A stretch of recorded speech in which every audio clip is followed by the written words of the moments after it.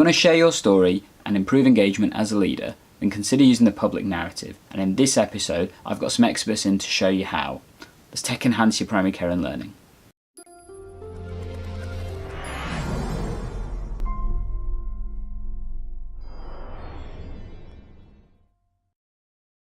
If this is the first time we're meeting, I'm Dr. Gandalf of EGP Learning, where I look at supporting you with technology-enhanced primary care and learning. In this episode, we're going to look at how you can share your personal stories as a leader to lead to a call to action using the public narrative.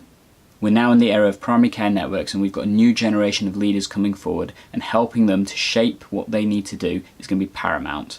For that reason, I've got some experts in to help us. So we'll be joined by Claire Thomas of ClaireMarieThomas.com and Stuart Jackson of ICE Creates as they talk about the use of the public narrative to help benefit you, your network and your patients as we lead towards a unified message for better primary care. Shall we begin? Hi GP learners, welcome to this episode of the EGP Learning Podcast where we're joined by Claire and Stuart and we're talking about a concept called the public narrative. Are you both there? Yeah, good morning. Hi guys, thank you for joining me and thank you for taking your time, especially Claire, who's in a crematorium, I believe. Oh my gosh. Yeah, well, you know, the benefit I've got of technology. a babysitter at home and the local library's shut and someone else is using my practice while I'm on maternity leave, so here I am.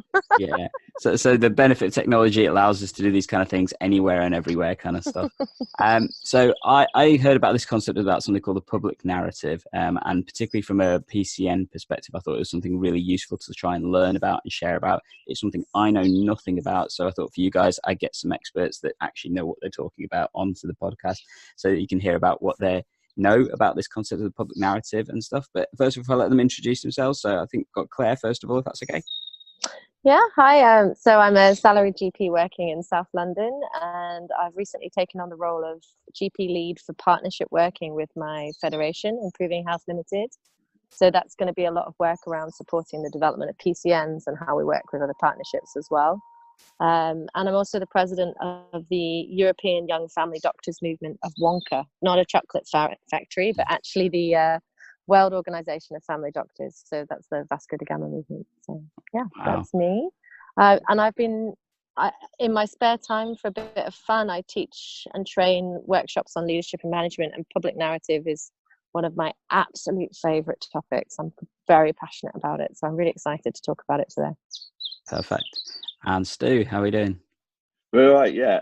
So gosh, well, I'm a founder of an organisation, so I'm outside of the NHS, but I spend a lot of time working and supporting our NHS and public sector to be the best they can be. So we, the company I founded was ICE Creates. We are a behavioural behavioral transformation company. So we do everything from working with leaders in cultures and developing narratives around purpose, right the way through to we run integrated lifestyle services. So I am part of the NHS in terms of the delivering of those sort of services and impacting our population to be well and resilient. So yeah, we practice narrative almost every day. Yeah. Wow. Okay, so I guess my first question is going to be, what exactly is public narrative? Who wants to start? Claire, ladies first, go for it. Okay, well, so public narrative is a tool for communicating values at its really. It's a way of using storytelling, the sort of ancient art of storytelling, to connect people to the individual, the storyteller, the leader, the person, but also to unite people as a community. To share values and a message together, and to call people to act or to make change around a certain issue or topic. For me, anyways, that's certainly my interpretation of it. I don't know if you'd like to add to that, Stuart. No, I think that's a really spot on. I mean, you know, public narrative is about helping you tell your authentic story, and I think that's probably the only addition for me is, you know, if you want to try and blag it, you will very quickly get found out. So this story has to be authentic, which is why I think you started beautifully by saying, you know, it's about your vision and values and how that connects to what you want to have happen. And probably in most cases a rally call to, I can't do this on my own. Yes. Yeah, it's a beautiful tool when you see it in action. Using it personally or professionally, it encourages you as a leader, as an individual, to be vulnerable, Yes. and to find the strength in vulnerability through sharing your message and your values. And actually, in the process of developing your own narrative, a cathartic process for yourself, because you're challenged to say, what is it in my life, what stories of my life had taught me this message that I want to communicate? And Yes.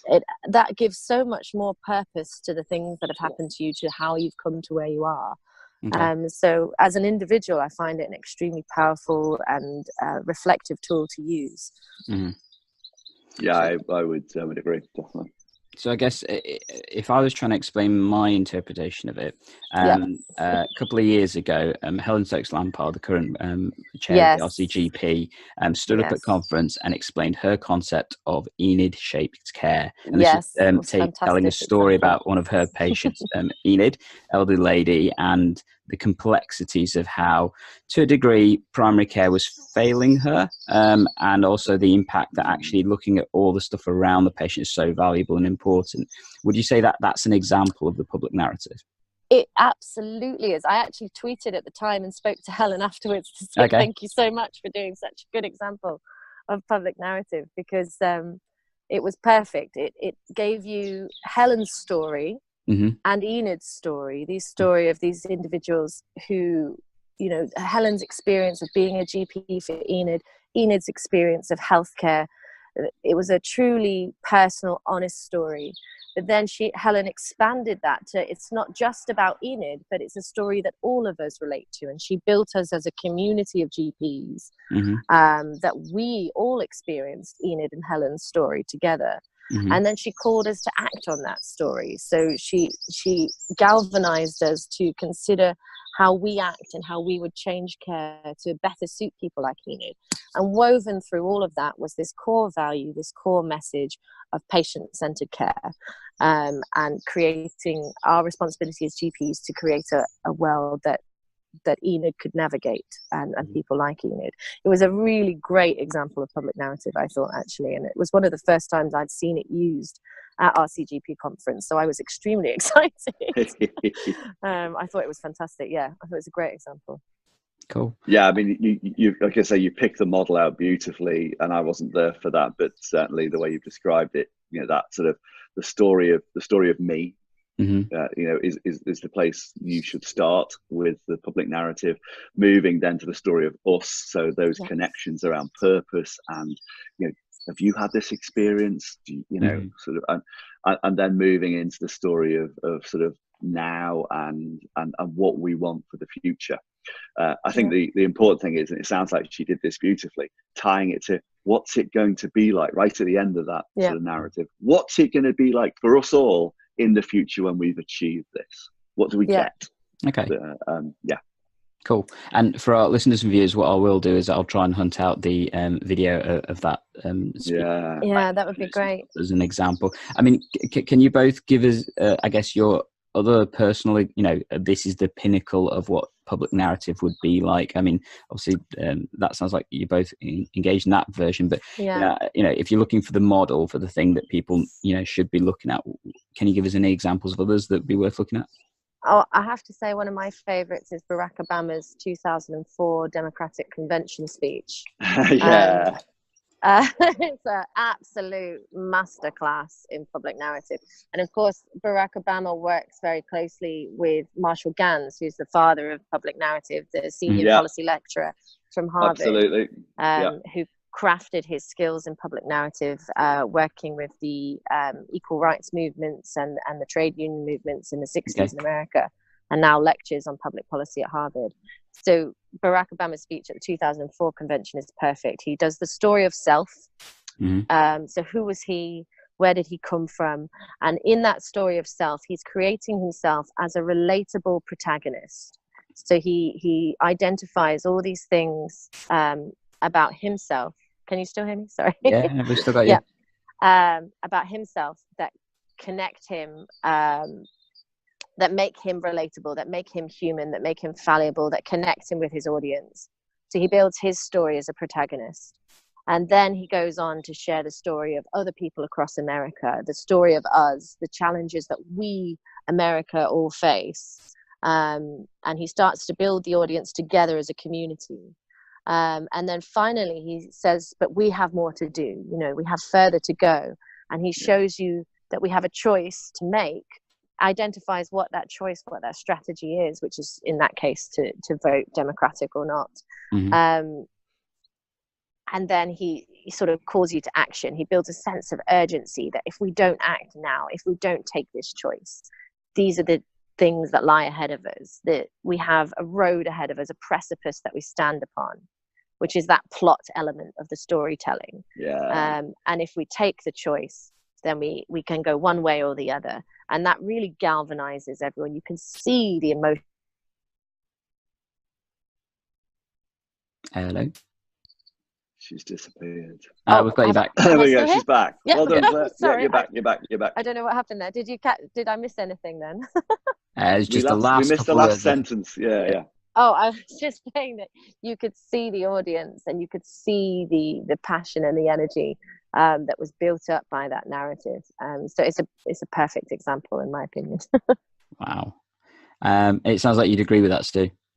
Yeah, absolutely. I mean, there are a few. I think actually Prince Harry also, maybe not on a big stage like that, but some of his positioning around mental health and men, particularly. In fact, both the princes, but I'm just thinking about Harry the last year in the TV interview. I think his opener there was a real positioner. Again, you know, you're right. It took that point of this has been my experience. Mm-hmm.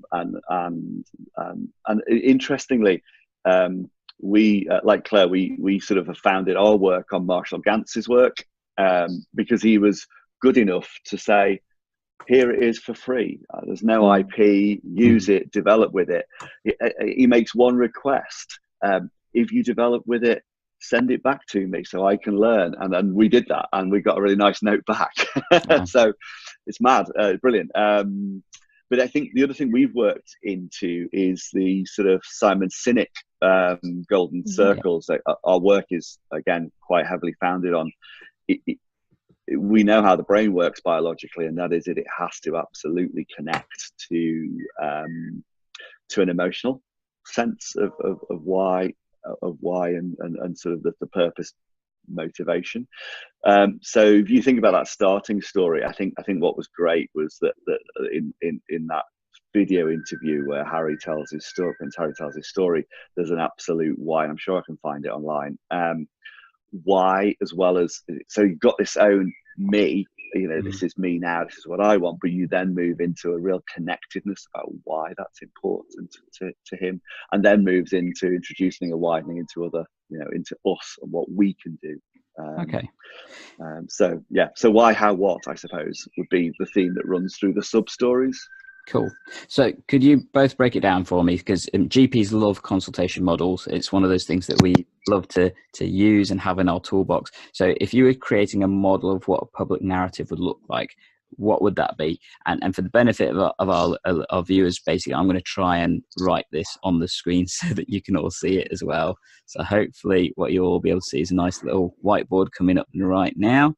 And we get shifted to the side, and I'm going to type as you guys talk, and hopefully this will not go all belly up.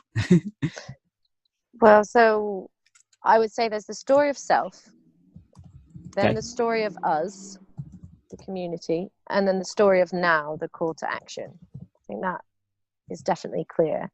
And for me, the way that I teach it is that at each stage you have a protagonist. Initially it's you, an individual, then it becomes us, the community is the protagonist that goes through the second two stages. So you have a protagonist. Mm-hmm. Then you have a plot, which is a series of challenges that we face, and ultimately a choice that has to be made that has outcomes. So the plot has challenges, choice, and outcomes. And then you have the moral or the message or the value that weaves throughout all of it. So story of self, you have yourself as the protagonist, the challenges you faced, and the choice that you made that taught you that moral or showed you that moral. And then you have the story of us. We are the protagonist. What are the challenges that we face? What is the choice that we have to make every day that teaches us this moral? And then the story of now, we as the protagonist again, what choice do we face next? And how does it reflect that moral, what choice we make? So that would be how I would put it down as a model. Stuart, you probably work a lot with teaching a model version of this as well. Well, ironically, it's identical. You know, I think as we say, we sub-layer into each one of those layers. Yeah, we both work from Arts of Dance, which why wouldn't we? You know, it's a great. It's got all the evidence. I think we subweave and into the more advanced sort of storytelling. They're making sure you've got the why, how, what, context features, and I think for me, the only thing I would again emphasize is context and metaphor.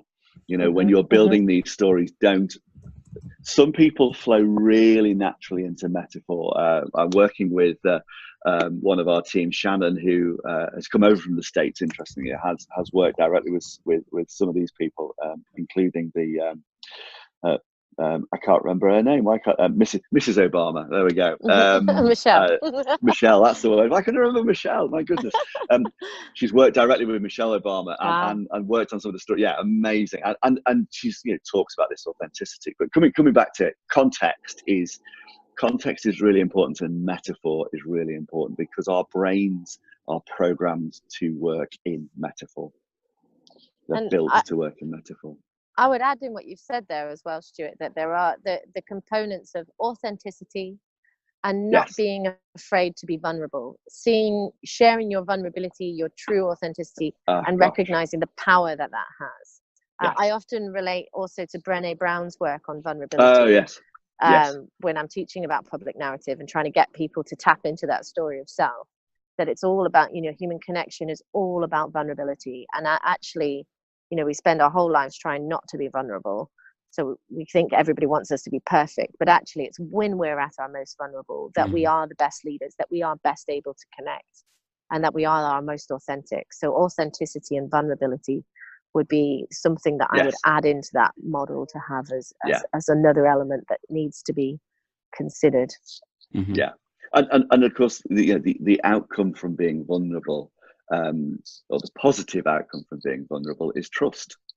So and if you want people to follow a cause, a challenge, to join together to create something that changes, and hey, what's happening for PCNs right now, and the whole systems, whether you're at the point of being called an ICS, ICP, or ICC, or whether you're still at an STP or a transitional period, people having to give up and take and move and shift and transform if we are to have any chance of making our society what it needs to be in terms of its resilience and well-being, so that we can function at our best. So vulnerability, I agree, Claire, absolutely. Wow. Okay, so I guess with that kind of aspect of vulnerability and things, and you mentioned about leadership with PCNs, one of the challenges I see for many networks is this concept of taking people with you. And there are definitely different groups. So you're going to have the practices, you're going to have the community services around those kind of things. Yeah. And then as well as that, you're going to have the patients. How would you suggest people approach this prospect of trying to get that trust, that leadership, that following, in a sense, to try and make these things happen? I don't know. Stuart, do you want to kick off? Yeah, I can say it. Yeah. I mean, you've got first of all, you've got to get the insight. So you've got to understand, which I think is why the narrative. You walk into a room of potentially strangers, or certainly people you don't know too well.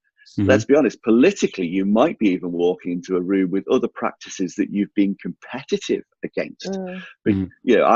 I know in a couple of places I'm working, including my home area, the two local practices really didn't like each other. That might be too strong a word, but they had really good alliances with practices 7 miles away. Whereas this new contract is saying, no good now. You've got to work with your neighbours. Mm-hmm. So you've got to be vulnerable. You've got to have that narrative first and foremost. But that narrative, I believe, has to be at a point where it really helps energize and convince people that you want to listen, that you want to engage with them on their turf, in their style, and that's really important to you, because you've got to get the insight. You've got to understand where the drivers and the motives and the hopes and the fears are in order to be able to start to form.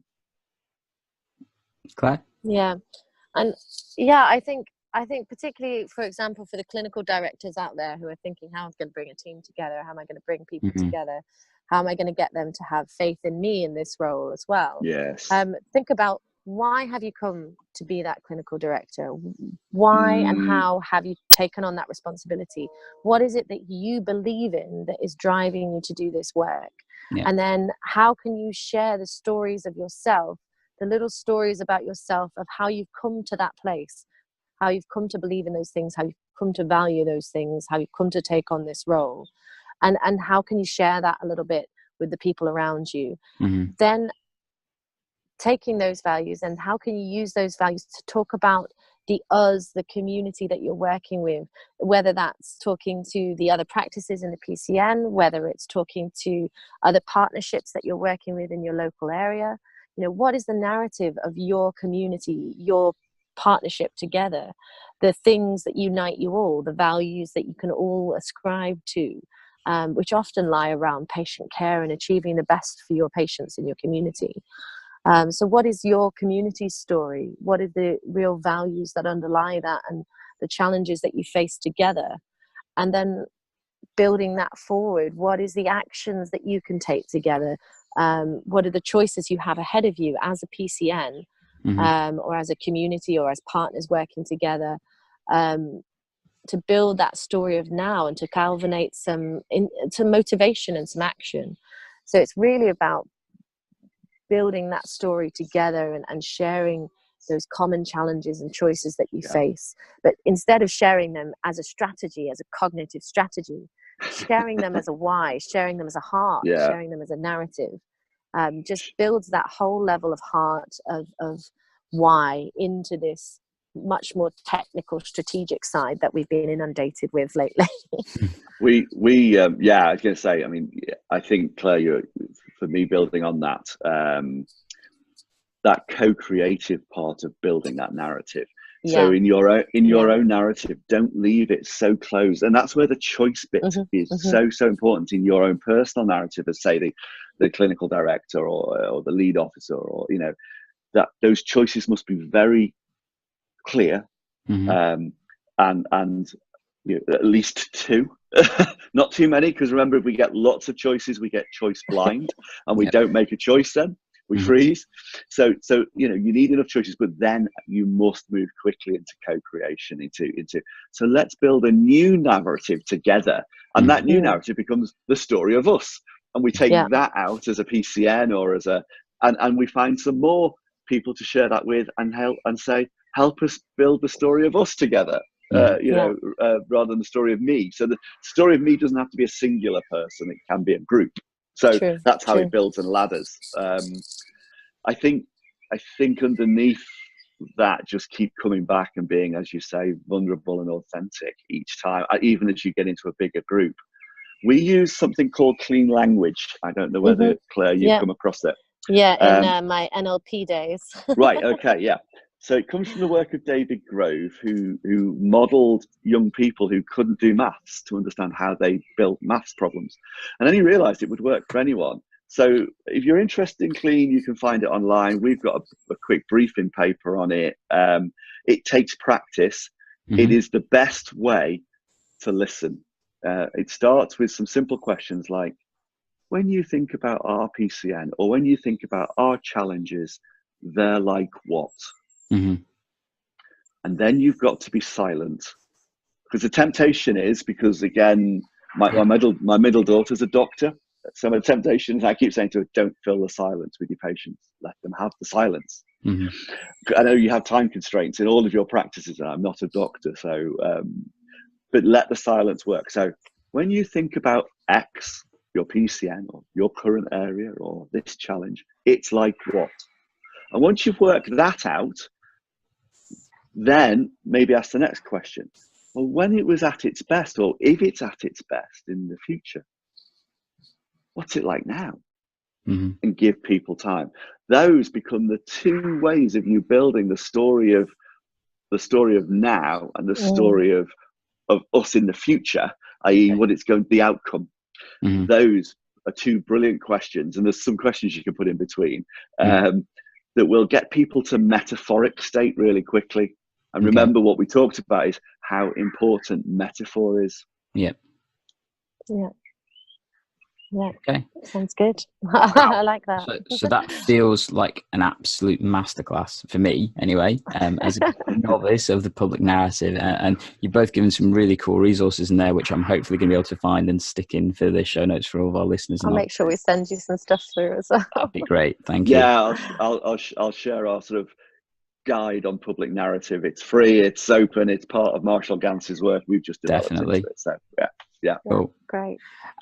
So I'd love to thank you both for joining us today. I think, there's clear messages in there in terms of what the public narrative is, how that narrative can help with leadership in particular, and then more specifically about networks and things, how you can weave that in to try and hopefully create this perspective of how that can help your local population, help, the aims that all these networks are going to have to do over the next few years, which, as a clinical director, it seems a little daunting at times because you've got so many different groups and things to weave together and trying to get them to understand where we need to go. And the key thing I'm hearing from you is actually learn that from your own experiences. What do you need to change?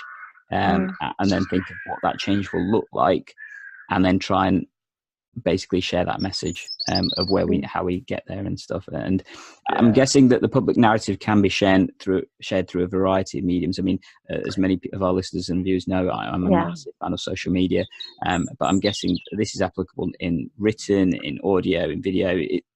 Does the medium matter? No, I don't think so. No. I think you can be really creative about how you utilize it. Once you have an idea of what your narrative is, you can build it in so many different ways, and you'll start seeing it now that you know what about narrative and public narrative. You'll start seeing it around you in advertising. In there was a Booper advert quite a few years ago that had a great bit of public narrative in it. So you'll start seeing it around you as well, and you will. Expressing it as creatively as you can, I think, is the best way forward. Yeah, I agree. And you'll see it go wrong as well. And you go, they've missed that bit. They've missed that bit. They haven't got the outcomes. They haven't told us they totally didn't get that message. Cool.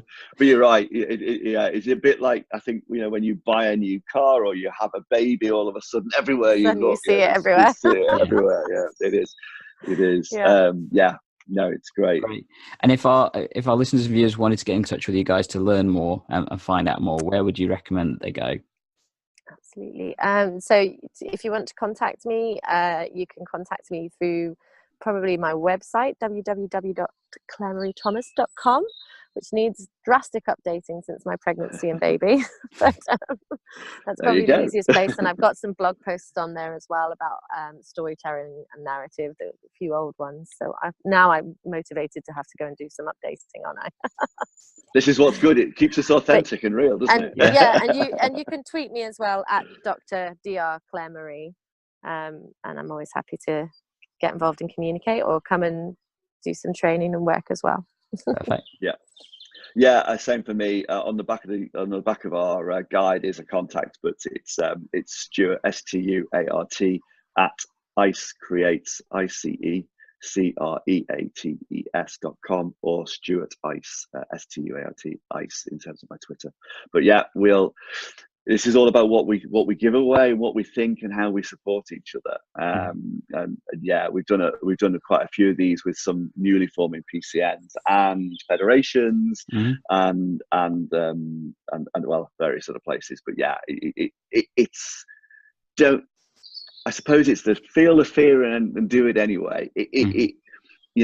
What happens is you do it, and then it's okay. But people go, "Oh, this is brilliant. This is great. How you connected?" And then you do it again and it gets a bit better. Yeah. And it's so it don't expect it to be absolutely No. the very best thing you're going to ever do. And also you're going to grow in your leadership because of what's happening around you and how people are feeding into you and giving things to you in your development. So it will grow. It'll grow. Yeah. Each time you give a narrative, you learn a little bit more about yourself, a little bit more about leadership, and a little bit more about the world around you. Yeah, you do. Perfect. Again, thank you both. Thank you for joining us and sharing kind of your knowledge, and thank you for also offering to be there to support the EGP learners out there as they continue on this journey. And definitely, I'm sure those network leaders out there are going to be thinking, "Oh my gosh, I need to get onto this right now." Hopefully, go for it. Don't put it off. Just do it. Just do it. Don't be afraid. It's a lot of fun. Yeah, so I'm going to be sharing this with our we've got a community of directors and that we try and meet every few weeks or so, and yeah, definitely going to be sharing that with them to see how we can move that as a citywide kind of message, because I think that will really well affect, and particularly with this huge change coming in. As always, guys, thank you for joining us and listening. Thanks and watching and stuff. Yeah, cool. And to the EGP learners out there, as always, if you want to see more of this kind of content, make sure you click subscribe on the notification bars. We're on YouTube, Instagram, podcasting on iTunes and Podbean and Google and all the other kind of formats. And as always, if you've got any questions, contact myself at EGP Learning or at Dr. Gandalf 52. Always happy to help.